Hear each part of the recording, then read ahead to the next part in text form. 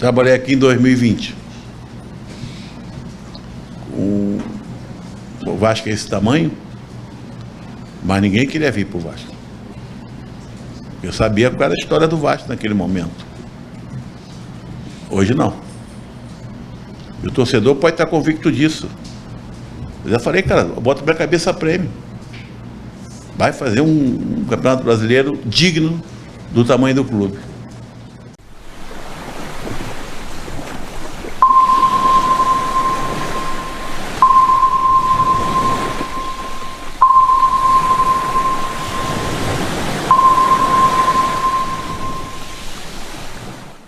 Você está no canal No Radar Vascaíno. Eu sou o Edinho RJ. Juntos para mais um vídeo aqui no canal. E olha, confesso a você que essa fala do Abel me deixou com a pulga atrás da orelha. Você lembra dessa fala dele aqui? Olha aí. O torcedor do Vasco não vai sofrer mais. Acabou. O sofrimento foi até o jogo do Ituano. Pois é, né? Preocupa, não preocupa? Depois de falar uma dessa, realmente preocupa e preocupa muito. Bem, ontem o Abelão, diretor técnico da Vasco da Gama SAF, concedeu uma coletiva de imprensa que infelizmente ela não foi transmitida ao vivo. A gente até agora não sabe o porquê, mas ele enfrentou uma sabatina aí de perguntas e eu separei algumas aqui. Eu não ia também botar todas elas, senão ia ficar muito longo, já vai ficar longo esse vídeo, mas vamos dar uma destrinchada aí nessa coletiva do Abel. A primeira pergunta foi feita da seguinte forma: como diretor técnico observando o elenco, vamos colocar uma média de 30 jogadores ou mais. Um terço é formado por jogadores formados na base. Até que ponto é um risco disputar um brasileiro com esses jovens? Ou está na hora de desmamar esses meninos? Tirar essa alcunha de meninos, principalmente o Peck, Figueiredo e Miranda, que já vem jogando há muito tempo. Há necessidade de buscar reforços? Ou está na hora dessa molecada mostrar o seu valor? Não, eu acho, primeiro, o termo desmamar não é bem por aí não. Prefiro dizer que eles já tiraram a fralda descartável há algum tempo. Eu acho 30 o número perfeito. Porque a partir do momento que você tendo 4 goleiros, você vai jogar uma competição com 26 jogadores de linha. A tua conta está perfeita, então não está nem para mais nem para menos, porque de um plantel você tem 30% de jogadores feitos na base, eu acho que é o ideal. Ainda mais para um clube hoje, como é o Vasco da Gama, um clube empresa. Então, não seria, eu acho que difícil, mas se torna, a nível de treinamento, da maneira que o Maurício trabalha, você ter um número excessivo de jogadores, no momento é prejudicial, porque será apenas uma competição. Então, eu não tinha nem feito uma análise ainda real desse número, mas se por 30% estou muito feliz. Você quer saber o que às vezes eu me questiono? Eu li um texto, só vi o texto, não li a matéria, o conteúdo, de que o Barbieri poderia ter colocado o Vasco mais defensivamente no primeiro jogo, pela entrada do Galazza. No meu modo de pensar, nós não fizemos um grande jogo no primeiro. E no segundo, com mais um jogador, esse sim de marcação, que foi o Rodrigo, nós fomos totalmente superiores. Pô, tá na hora, como é que o cara vai dizer que o cara deixou de ganhar porque foi muito ofensivo no primeiro jogo. Se você bota 4 volantes, vamos dizer que perdeu porque foi defensivo demais. Cara, está na hora de... Chega um pouco disso. A gente quer clareza, porque às vezes você está vendo o jogo, você escuta comentários, você... Não. Todos nós estamos assistindo o jogo, nós somos idiotas ou somos cegos.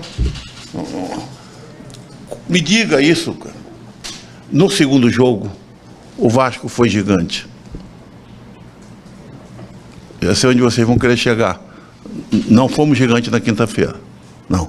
Fomos bem pequenos, fomos muito mal, fomos horríveis.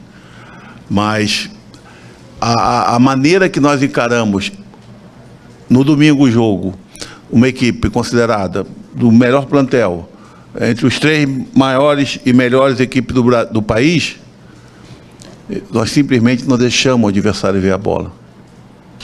Se você analisar friamente, nós não deixamos o adversário ver a bola. E depois aconteceram detalhes que não vem mais o caso.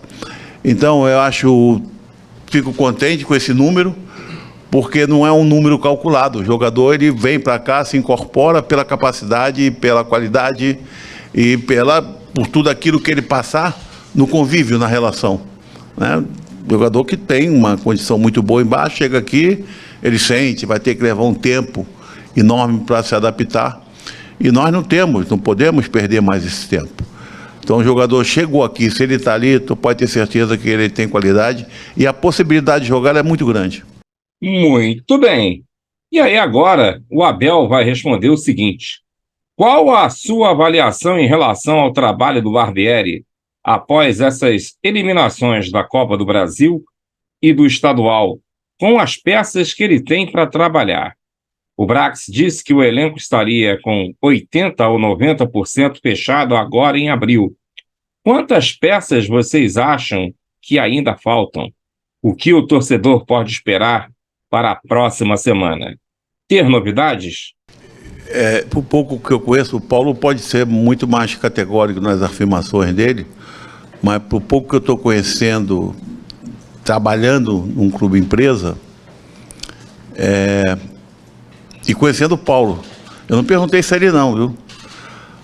Mas nós ou ele nunca mais vai poder dizer, não, está fechado.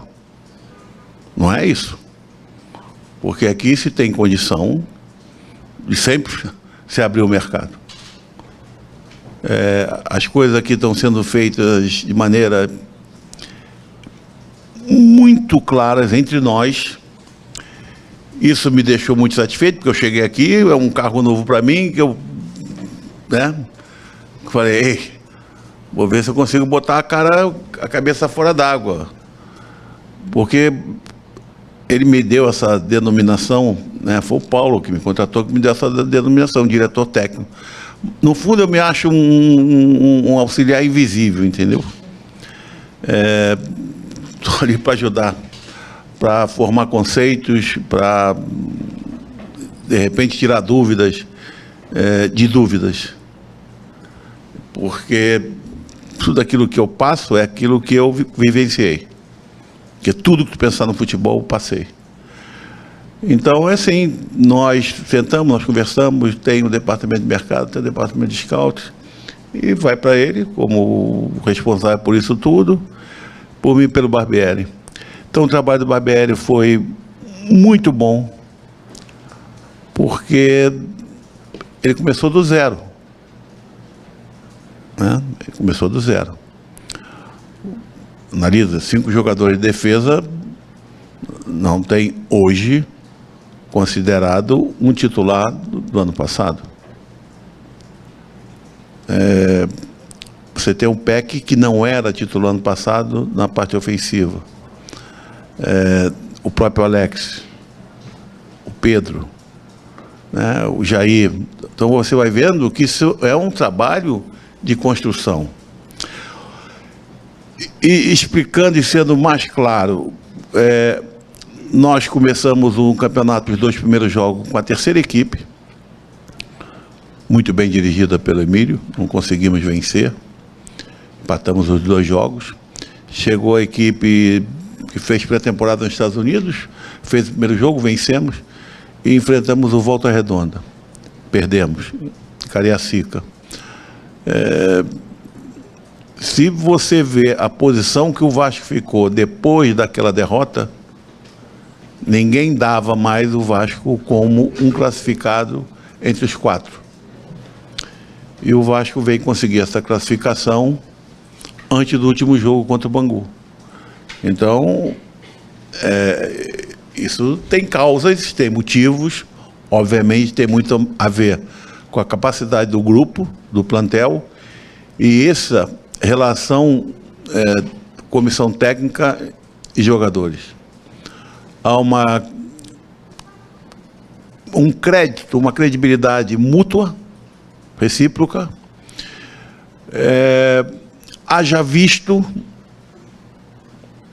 tem que voltar novamente a frisar, a maneira que a equipe enfrentou o jogo de domingo passado. Se não há uma credibilidade daquilo que o treinador quer, daquilo que o treinador passa, contra o adversário do tamanho que tem, os jogadores não iam comprar a ideia de que naquele jogo eles não iam poder jogar, e não jogaram. Então foram muito bons. Isso só nos aumenta não só responsabilidade, mas uma esperança muito grande. E nós já estamos loucos para começar o Brasileiro. Estamos loucos, porque já vamos ter 2 jogos pegados logo, que vai ser para nós pegados, mas vai ser para eles também, que é Atlético Mineiro fora e Palmeiras. E fica porque é aquilo que nós sentimos no jogo passado. Porque não foi só enfrentar o Flamengo bem. Se você fizer uma análise, da maneira que saiu da quinta-feira, saímos todos muitíssimo mal. Da maneira que saímos quinta-feira, para 48 horas depois, que o jogo terminou quase meia-noite, na quinta, você enfrentar um adversário que naquele momento já tinha revertido a vantagem e ter tido uma resposta mental muito grande. Isso aí nos encheu de coisas, de subsídios de que nós vamos precisar e que nós vamos ter, com certeza, no Brasileiro. Então, é uma convicção. Então, é um trabalho de alto nível, é um trabalho de verdade, é um trabalho de muita informação, que é a maneira dele trabalhar, de muito plano tático e sem medo. Simplesmente isso. O Vasco é um time hoje que não tem medo. Né? Você analisar a partida que fez contra o próprio Fluminense, na que perdeu, jogou melhor. Depois venceu o Botafogo, jogando ligeiramente melhor. Teve depois uma vitória com o Flamengo, e 2 derrotas, onde, no meu modo de pensar, uma merecida e a outra nada. Um empate, nós íamos estar lamentando até agora. Estou te sendo totalmente sincero, porque eu não sou de abobrinha. Então o trabalho dele é muito bom, e nós estamos muito contentes com isso, porque até por essa integração, por esse crescimento de jogadores que nunca jogaram junto, desses jogadores da base que subiram, que estavam na copinha aí há 1 mês e pouco atrás, 2 meses. Então nós estamos realmente muito satisfeitos. Aonde que esse Vasco poderá chegar no Campeonato Brasileiro? Pela sua experiência de campo e agora como diretor técnico, com a qualidade do Maurício e desses jogadores, o que o torcedor pode esperar? Pode esperar mais ou menos isso que ele viu domingo. Porque eu creio que da maneira que enfrentou esse adversário domingo passado, adversários com menos valor técnico, talvez no Brasileiro se tornam sempre mais difíceis, mas vai ver isso aí, porque nós temos aquele grau de atuação, a probabilidade de vitória ela é muito grande. Então eu não posso, não consigo, gostaria, mas tudo aquilo que é possibilidade dentro do Vasco de chegar, nós vamos chegar. O Vasco vai fazer um grande Brasileiro. Não tem dúvida disso. Não tenho dúvida nenhuma disso. eu tenho essas coisas meio malucas comigo, né? Eu fiz algumas observações lá atrás, inclusive jogador para a seleção. Os caras diziam que eu estava maluco, estava gagá, né? Assim. Mas eu acho que vai fazer um grande brasileiro, não tem dúvida disso. E é aquilo que o grupo nos passa. Nós não estamos aqui, vamos ganhar porque nós temos fulano, beltrano, não. Porque estamos formando uma equipe. Se você analisar, por exemplo, quando uma equipe está num momento muito bom, ela ganha um jogo, aí tu fala assim, caramba, o fulano... vamos, por exemplo, falar do Palmeiras, para não ficar, né, só aqui do Rio de Janeiro. Pô, o Palmeiras fez um grande jogo e, pô, o Rony arrebentou com o jogo. Beleza. O Palmeiras fez um grande jogo, o Dudu arrebentou com o jogo. O Vasco fez um grande jogo e você não viu nenhum jogador que tenha arrebentado com o jogo. Quer dizer, isso mostra que tem coletivo, que tem trabalho, que não precisou para aquela figura, que é uma figura de destaque. Não, nós temos muitos destaques dentro daquilo que nós queremos, que nós vemos como equipe. E é dentro de jogadores, dentro desse perfil, que ele não para de... É difícil falar com ele, é difícil atender telefone, é difícil ele responder mensagem, porque não para. Mas não é assim, não é por acaso, não. Tem que ter uma série de coisas para chegar e entrar aqui. Uma coisa é certa: hoje todo mundo quer vir para o Vasco. A notícia boa corre rápido também, não é só ruim. O Vasco, tendo agora um intervalo longo até o início do Brasileiro, são mais de 3 semanas. Qual é o planejamento para aproveitar esse período? Vocês pretendem fazer jogo-treino, amistoso? Qual vai ser a importância desse período sem jogos oficiais para poder entrar forte no Campeonato Brasileiro? Primeiro nós vamos ter é o tempo bom. O Andrei não está aqui, né? Mas principalmente isso aí, ele seria um tempo bom, porque é uma coisa eu nunca vi na minha vida. Eu joguei torneio das Américas no Paraguai, pré-olímpico, Olimpíada, nunca vi isso. Jogar de 40 em 48 horas, nunca vi isso na vida. E ele jogou todos os jogos. Você lembra, o Marlinho machucou? Então, primeiro, um tempo muito bom e hábil para jogadores como o Marlon Figueiredo e o Luca Regiano voltarem ao nível normal, né? Que esses jogadores tiveram que participar de alguns jogos vindo de contusão, né? Quase que um mês. Então, nesse aspecto vai ser bom. Nesse tipo eu não entro no critério, eu vou falar de tático, mas não entro em detalhes sobre ele.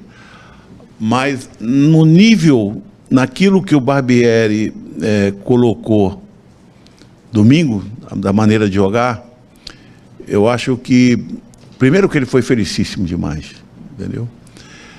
Mas requer uma equipe com intensidade, que ninguém esperaria que nós teríamos, pelo jogo de quinta-feira. Nem no aspecto físico, nem no aspecto mental. Então, óbvio que esse tempo será também útil para aumentar, dentro das nossas possibilidades, das possibilidades do atleta, a intensidade de cada atleta, cada jogador. Então, hoje trago até, isso eu posso falar, ia falar para o meu chefe, recebi agora um convite do Eudes, que é o treinador do Resende, trabalhou comigo no Atlético Paranaense e tal, se propondo a jogo-treino, amistoso, o que quiser. Então, acho que vai ser bem aceito. Eu ia trazer isso, estou passando para vocês antes de passar para o Barbieri. Veja bem, ele tem direito de me dar um esporro depois. Então, é assim, estamos tratando, o Glauber está tratando, o Fabiano está tratando, o Paulo já deve também estar tratando. Não vai ser bom, mas vamos aproveitar, nós não vamos só ficar a nível de treinamento, não. Quantos jogos treino o Maurício achar necessário, nós faremos. porque não é um tempo muito grande, como se pensa, também não é pequeno. Então, é um tempo legal para quem via, fez 5 jogos em 14 dias. Nessas eliminações, muito foi cobrado do Pedro Raul por ter perdido um pênalti, o terceiro em sequência. Pela sua experiência, você chegou a dar alguma atenção especial a ele? Não só você, como os jogadores, a diretoria? Como é que faz para se recuperar um atleta que veio contratado com muita pompa? Foi procurado por outros clubes, mas o Vasco conseguiu contratá-lo. É o artilheiro do time e líder em assistências. É um jogador importante que vive um momento ruim.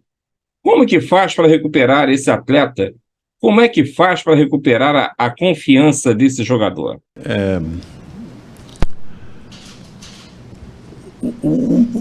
O mental ele é muito complexo, sabe? Não pensa que é só eu falando, o Maurício falando, o Paulo falando com ele, a gente dando carinho. Não é bem assim. Porque a primeira reação, ela tem que partir de você próprio.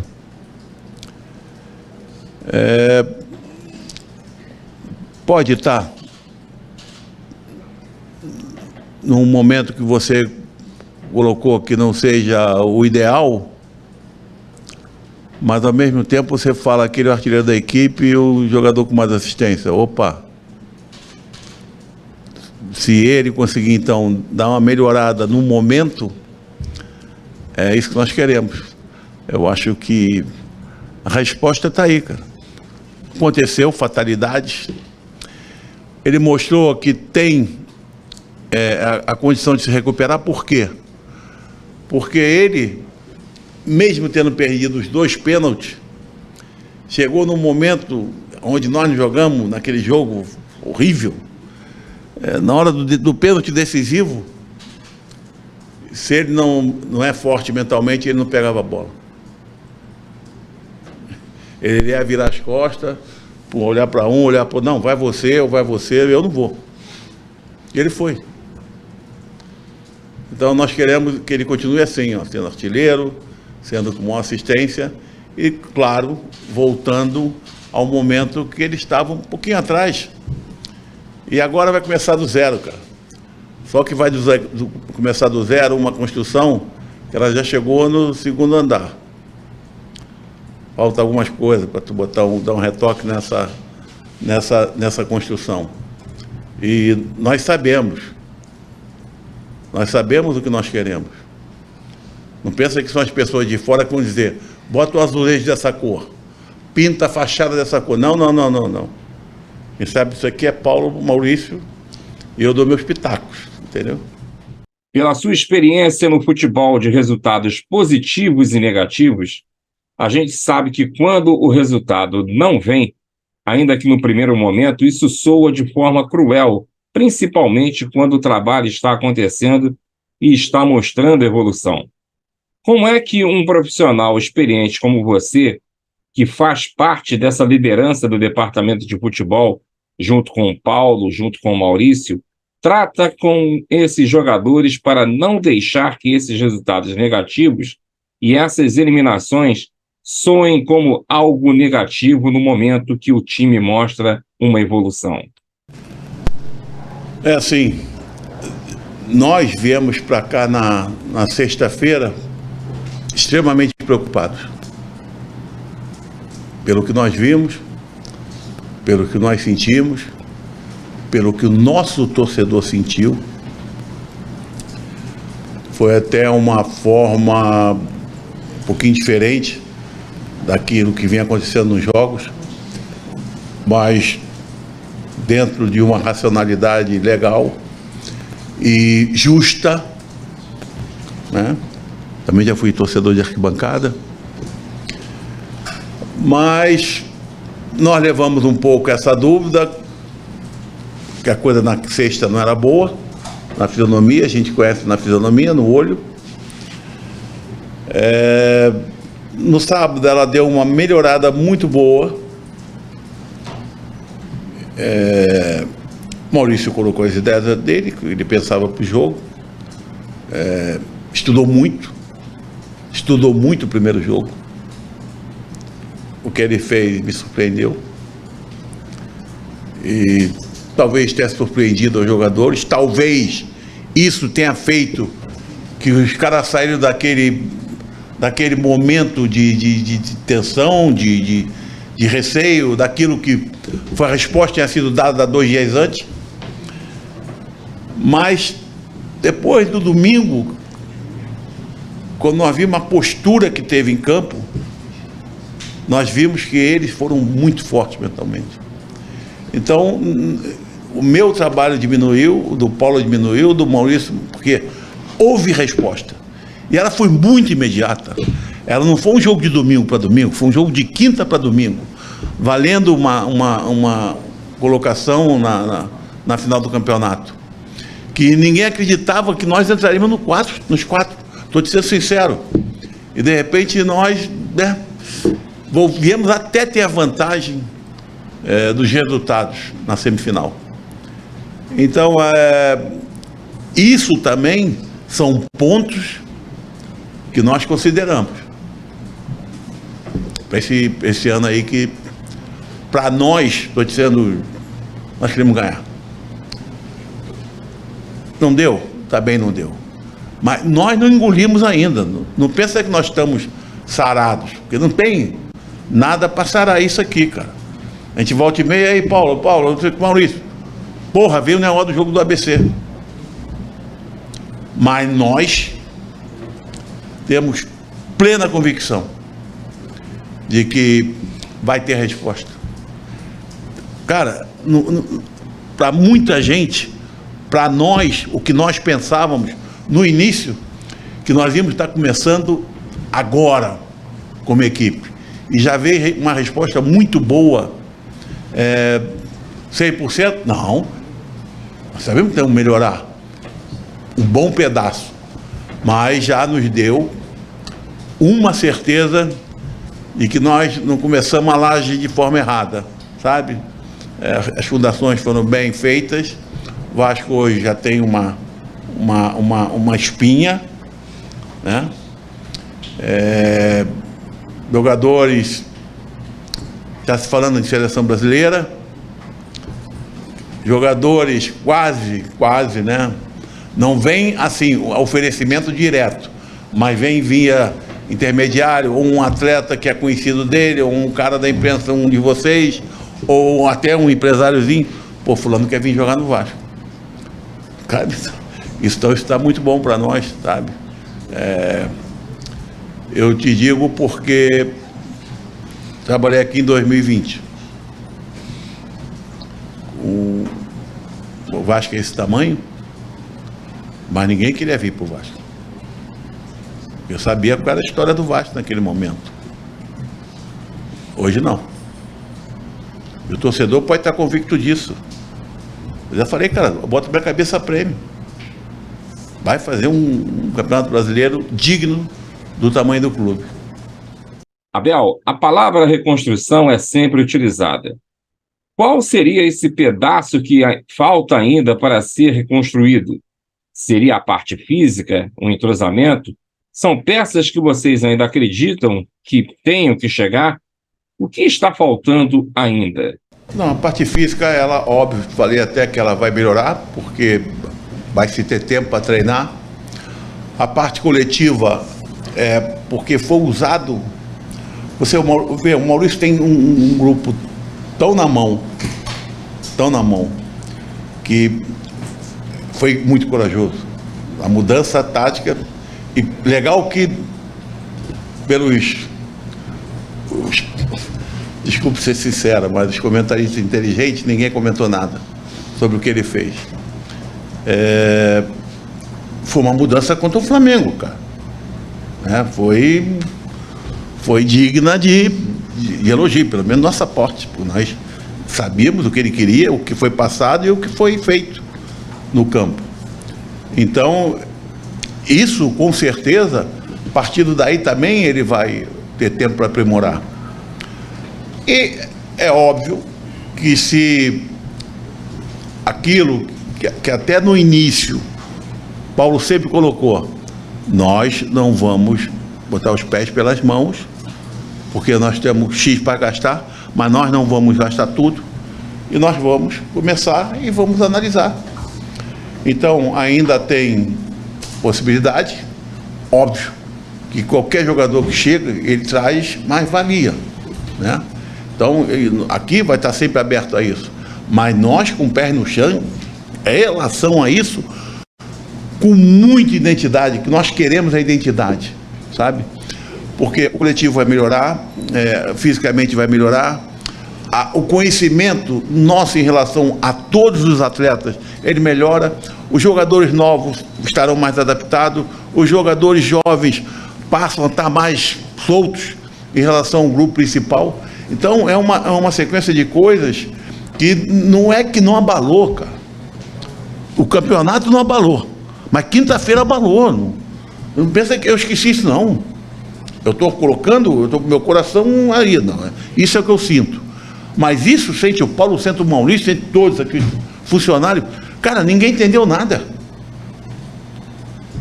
Eu lembro de um comentário meu com o Maurício antes do jogo. Eu falei assim, dá licença, viu? Que merda. Esse é o jogo ruim. Aí ele melhorou, por quê? Porque é o jogo 100% de responsabilidade, é nossa obrigação ganhar, cara. Sabe? E não foi um jogo ruim, não, foi um jogo horroroso. Então, todos nós sentimos. Mas, ao mesmo tempo, aí chega onde tu colocou, nós estamos numa construção que ela chegou, principalmente pelos adversários que enfrentamos, né? Nos 5 clássicos. Se fizer análise hoje daquilo que vai ser o brasileiro, só que alguma coisa nós não podemos definir, porque sempre o médio, ele entra por ali no meio dos grandes, faz uma campanha muito boa, como normalmente um grande tem problema e vai para baixo, não vai ser nosso caso nunca. Daquilo que eu tenho visto hoje, pelo menos pelos estaduais, todos os grandes, todos os favoritos, ainda tem um caminho para percorrer, um espaço a preencher. Já ano passado a coisa está mais forte, estava melhor, estava até saudável ver um jogo de futebol. Não anda bem por aí, não. Então nós também temos nós temos isso, porque isso é uma responsabilidade com o público, né? Com a televisão que paga, com vocês que estão aqui trabalhando, que são os intermediários entre nós e os torcedores. Nós temos que melhorar esse nível. O nosso nível vai melhorar, não tenha dúvida disso. Agora ele responde: qual a importância do Nenê para o time, para o grupo e para vocês da comissão técnica? Olha, o Nenê vai ter uma conversa hoje com o Paulo.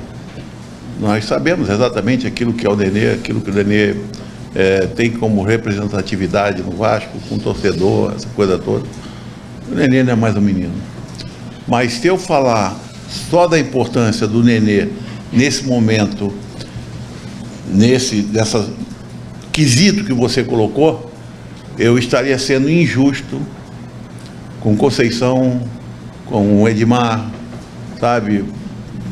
Com o próprio Léo, que é um jovem, que é um cara que... Eu não conhecia essa liderança dele, eu lancei no Fluminense. Eu não conhecia esse lado, né, líder.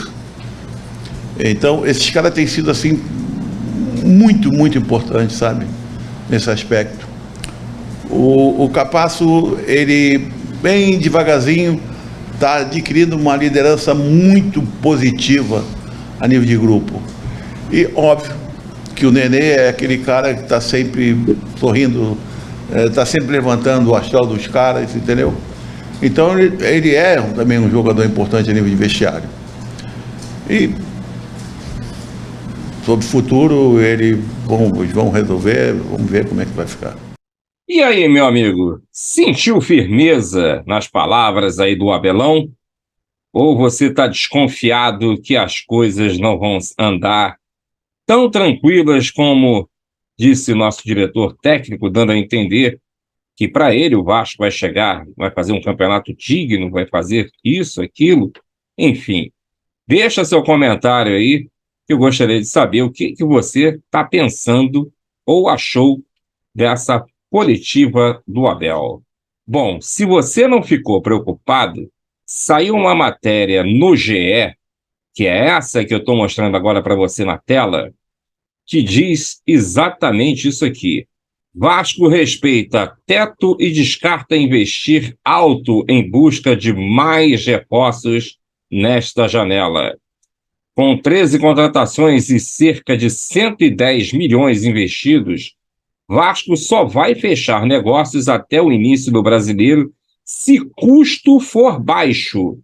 O orçamento será discutido com a 777 para a janela de julho. Portanto, meu querido, você fique aí com a sua pulga atrás da orelha que nem eu. A gente avisou e as coisas estão acontecendo.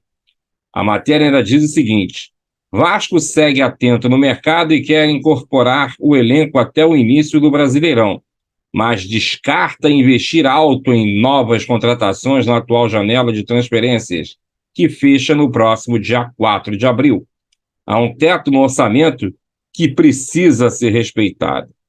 Então, você já tire as suas conclusões aí de que não virão contratações de peso, nada de atleta de renomado, para que a gente possa, de repente, né, pensar em voos mais altos. Lembrando que a próxima janela, que é a que abre lá na Europa, só vai abrir quando o campeonato já tiver mais ou menos 15 rodadas. Queira Deus que a gente esteja, pelo menos, no pelotão daquele intermediário, né, que não tenha tantos problemas assim, e não lutando para rebaixamento. Porque o planejamento da 777 está se mostrando a cada dia que é um planejamento errado para um clube chamado Vasco da Gama. Bom, o Paulo Brax afirma que elenco não está fechado e que prioridade é contratar volante. Segundo o Arena Cruz Maltina, Paulo Brax afirmou em off aos jornalistas que o elenco não está fechado, a prioridade do Vasco segue sendo a de contratar um volante até o fim da janela de abril. Se tiver alguma chegada, será por oportunidade de mercado, empréstimo com baixo custo ou passe livre. Provavelmente não haverá nenhuma compra agora. A expectativa é para novas aquisições na janela do meio do ano. Então, a gente está avisando que com esse elenco enxuto que o Vasco tem, apesar de muitos dizerem que o Vasco vem fazendo boas atuações e realmente vem, né? A gente vê uma evolução do time em relação ao que era e ao que está acontecendo, mas o elenco é enxuto demais.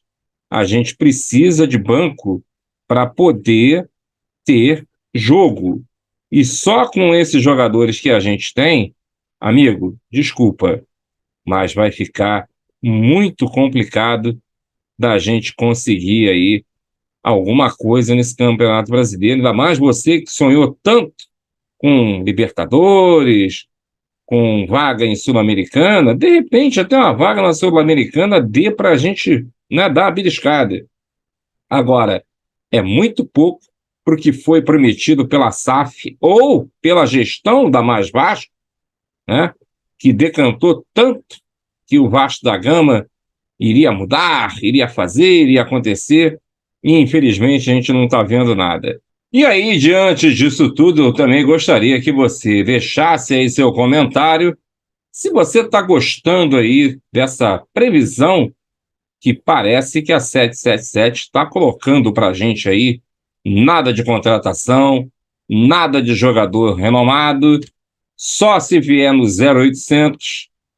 Ué, não tinha parte da torcida que dizia que a 777 era bilionária? Cadê o dinheiro, né? Enfim, vamos aguardar e ver o que vem aí pela frente. Bem, minha gente, falei que o vídeo ia ficar longo, né? Esse era o vídeo que eu queria colocar agora com esses assuntos.